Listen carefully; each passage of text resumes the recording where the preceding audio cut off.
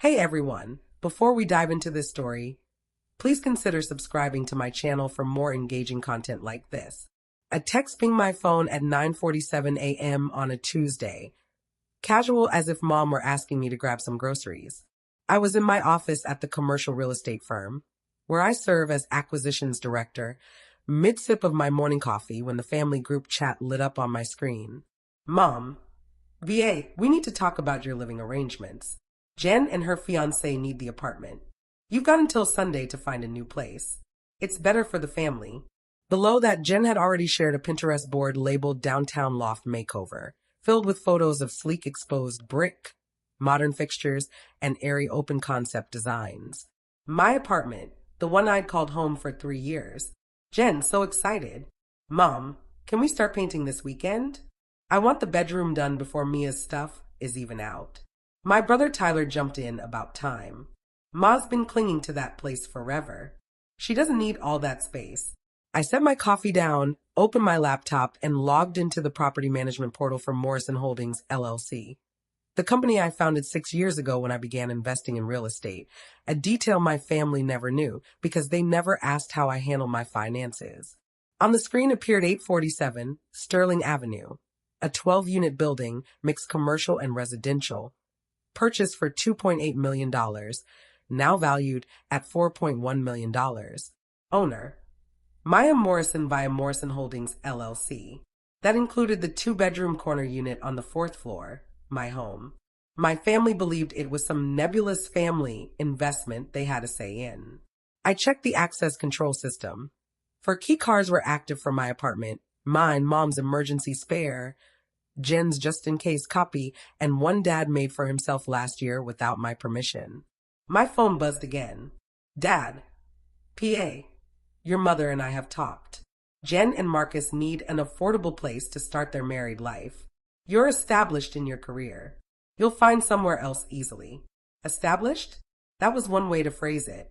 At 32, I was among the youngest acquisitions directors at Cornerstone Commercial Real Estate, with a personal portfolio of 7 properties worth $12 million combined. Yet my family still saw me as the reserved middle child who leapt into a decent gig. Mom, we're doing you a favor, really. Time to stop being so comfy and challenge yourself. Maybe get a roommate. Learn to budget better. Budget better?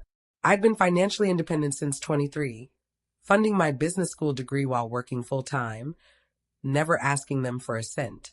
Meanwhile, Jen, at 28, was still on Mom and Dad's phone plan, with her car insurance covered by the family account. I navigated to the tenant management system and pulled up the lease for Unit 4B, my unit. Tenant, Maya Morrison. Landlord, Morrison Holdings, LLC. Terms, month to month with owner occupancy rights. Then I reviewed the building's ownership history. 3 years ago, I bought it from a retiring landlord in a swift all-cash deal. My family thought I was house-sitting for a friend's investment property. They never asked for specifics because they never cared enough to dig deeper.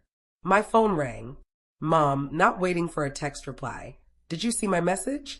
I did. Good. So you get it. Jen needs the apartment, and you've had it long enough. Time to share family resources. Family resources? I echoed. Don't use that tone. You know what I mean. The apartment was available. You moved in. But Jen has priority now. She's getting married, starting a life. You're just there, living my life, managing my properties, building wealth my family couldn't even fathom. Who owns the building, Mom? What? Some investment group your father knows. Why does that matter?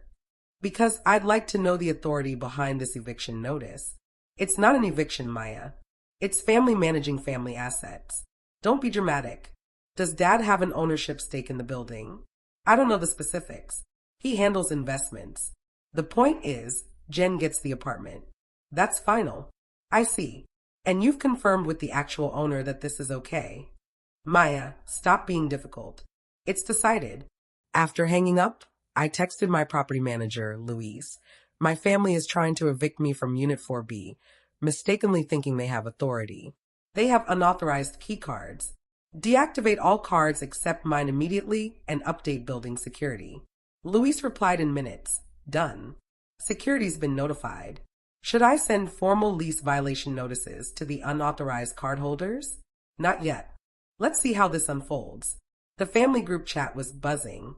Jen, PA, don't make this harder than it needs to be.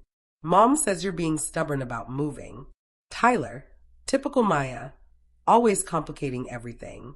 Dad, Maya, I'm contacting building management tomorrow to ensure a smooth transition. Pack your belongings by Saturday. I took a screenshot of the property deed listing Morrison Holdings LLC as the owner, with me as the sole member and manager, and another of my lease agreement in the tenant portal. I saved them but held off sending. Not yet. Thursday morning, my phone blew up with calls from Dad. I was in a meeting with a client discussing an $8 million mixed-use development acquisition, so I let it go to voicemail. His 2-minute message was a mix of confusion and frustration. Maya, I just spoke with building management. They say I'm not authorized to discuss the property. They won't even confirm tenant details. What kind of operation is this? Call me back now. I texted in meetings all day. We'll talk tonight. By Thursday afternoon, Jen had tried her key card. Jen, my key doesn't work. Mom, Maya, did you mess with the security system? Me, I haven't touched anything. Maybe management updated their protocols. Dad, this is unacceptable. I'm going there in person to sort this out. I pictured Dad storming into the lobby, demanding to speak to management, only to be told to contact the corporate office of Morrison Holdings, LLC, aka my attorney, my accountant, and me. Friday morning, the call I'd anticipated arrived. Dad's voice was tense. Maya, explain something to me. I went to the management office yesterday. They told me to contact the ownership group. When I called, they said all tenant and property matters go through the primary owner, listed as Maya Morrison. That's correct. Silence.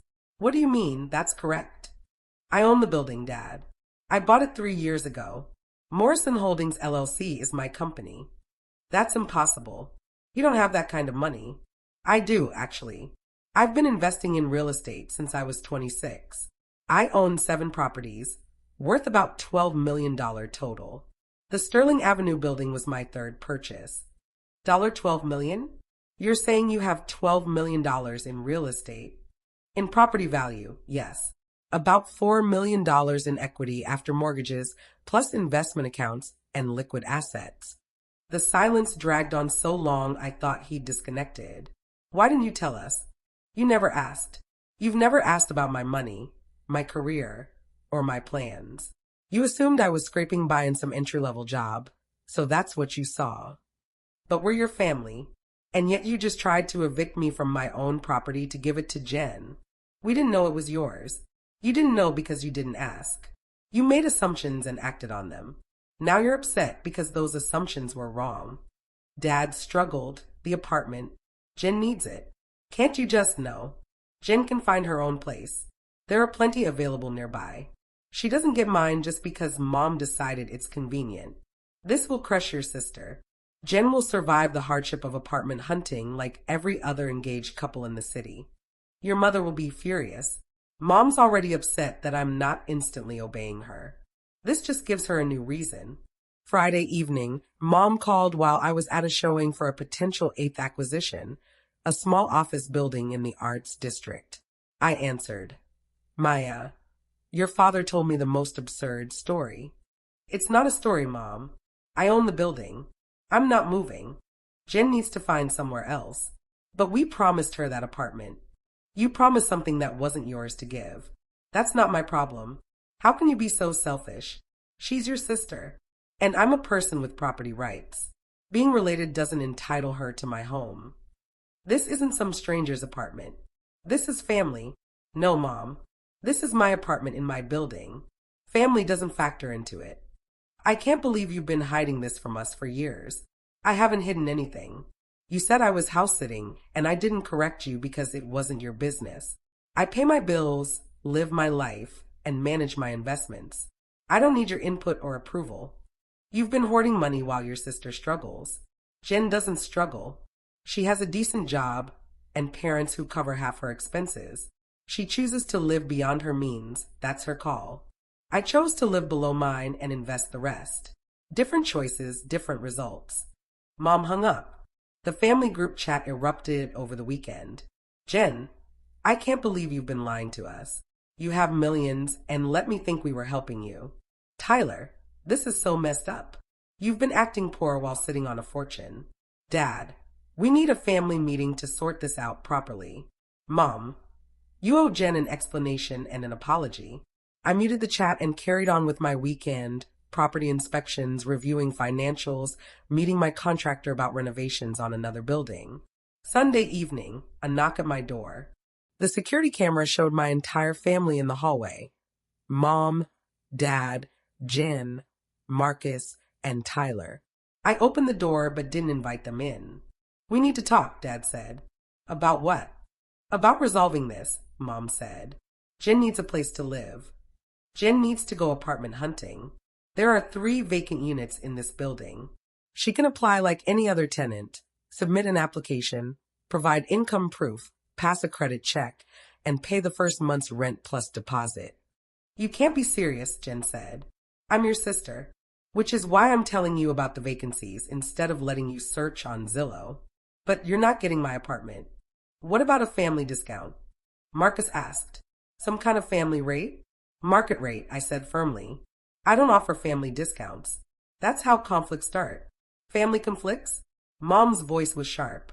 We're already in a conflict because you've been hiding your wealth. I haven't hidden anything. I've been private about my finances, which is my right. You all assumed, and I didn't correct you. That's not lying. You let us think you were struggling, Jen said. I never said I was struggling. You assumed because I don't flaunt my finances like it's a contest. Tyler chimed in, so what? You're just keeping all this money to yourself. It's my money, Tyler. I earned it, invested it, and grew it. What do you think you're entitled to? We're family. Being family doesn't create financial obligations. I don't owe you housing, money, or access to my assets. Dad tried another angle. Maya, we're proud of what you've achieved. We just think you should be more generous with family. I am generous.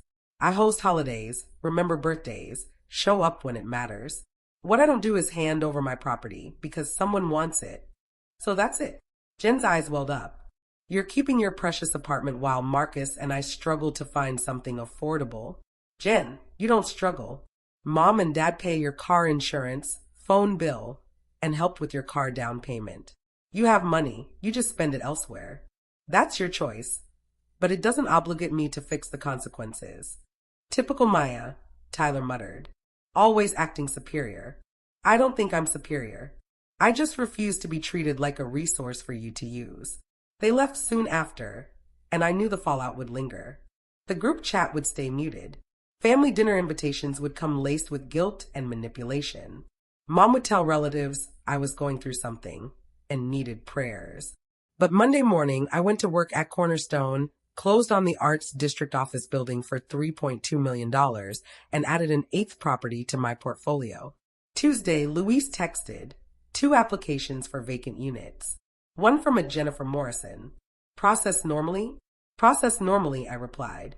No special treatment either way. Jen's application was rejected.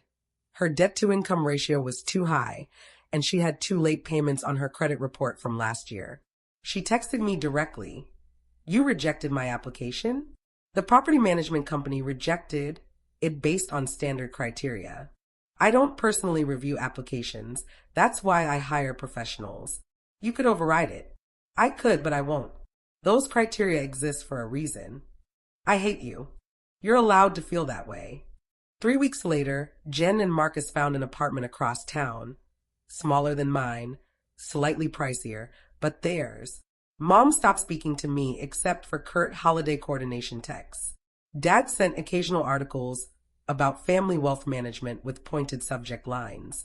But I kept my apartment with its floor-to-ceiling windows, my building with its steady rental income, and my boundaries firm. They told me to pack my things, not knowing I owned the building. Now they knew, and everything had shifted, except my lease, which stayed exactly as it was.